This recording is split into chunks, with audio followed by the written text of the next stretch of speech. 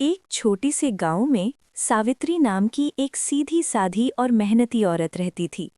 वो रोज सुबह जल्दी उठकर अपने घर का काम करती और अपने पति रामलाल का ख्याल रखती।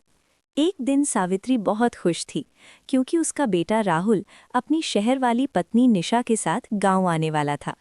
तभी उसकी पड़ोसन गीता वहां आती है और कहती है, अरे सावित्री, आज तो बहुत खुश लग रही हो। सावित्री मुस्कुराकर बोली, हाँ बहन, मेरा बेटा और बहू आज शहर से आ रहे हैं। कहते हैं मुझे अपने साथ शहर ले जाएंगे। गीता थोड़ी गंभीर होकर बोली, देख सावित्री, शहर की बहुएं ऊपर से मीठी होती हैं पर अंदर से चालाक भी हो सकती हैं, ध्यान रखना।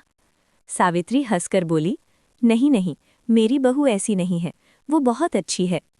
तभी बाहर एक बड़ी गाड़ी आकर रुकती है। उसमें से राहुल और उसकी पत्नी निशा उतरते हैं। निशा चारों तरफ देखकर मुंह बनाते हुए बोली, ओ गॉड, यहाँ तो बहुत गंदगी है, मैं कैसे रहूंगी यहाँ। सावित्री ने प्यार से कहा, आओ बहू, अंदर आओ, आराम करो। लेकिन निशा घर देखकर और भी नाराज हो जाती है। ये घर तो बहुत छोटा और पुराना है, यहाँ तो मुझे नींद भी नहीं आएगी।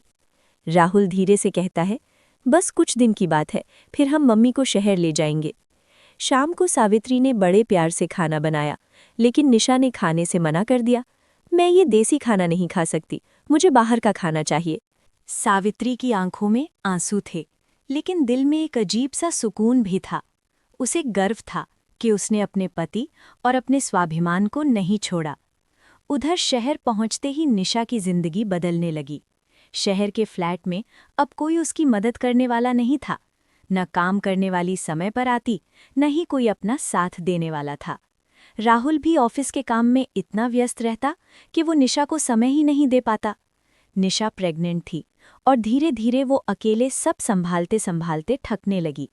एक दिन वो किचन में काम करते करते चक्कर खाकर बैठ गई। उसकी आंखों के सामने सावित्री का प्यार और उसका ख्याल रखने वाला चेहरा घूमने लगा। उसे याद आया कि कैसे सावित्री ने गांव में उसकी हर छोटी बड़ी जरूरत का ध्यान रखा था और बदले में उसने उन्हें कितना बुरा भला कहा। निशा की आंखों से आंसू बहने लगे। वो राहुल से बोली, राहुल, मैंने बहुत बड़ी गलती कर दी। मम्मी जी हमारे लिए कितना कुछ करती थीं और मैंने उन्हें ही ठुकरा दिया। राहुल भी चुप हो गया और बोला, हाँ निशा, हमें वापस जाकर माफ़ी मांगनी चाहिए। अगले ही दिन दोनों गांव के लिए निकल पड़े। गांव पहुंचकर जैसे ही निशा ने सावित्री को देखा, वो दौड़कर उनके पास गई और उनके पैरों में गिर पड़ी। मम्मी जी, मुझे माफ़ कर दीजिए, मैंने आपको समझा ही नहीं। सावित्री पहले तो हैरान हुई, लेकिन फिर उसने निशा को उठाया और प्यार से गले लगा लिया। कोई बात नहीं बहू, गलती इंसान से ही होती है। ये सुनकर निशा और भी रोने लगी, लेकिन इस बार उसके आंसू पछतावे के नहीं, सुकून के थे। अब सब कुछ बदल चुका था। निशा गांव में रहकर सावित्री की मदद करने लगी। वो अब गांव के जीवन को समझने लगी और उसमें खुश रहने लगी। राहुल भी अपने माता पिता के साथ समय बिताने लगा।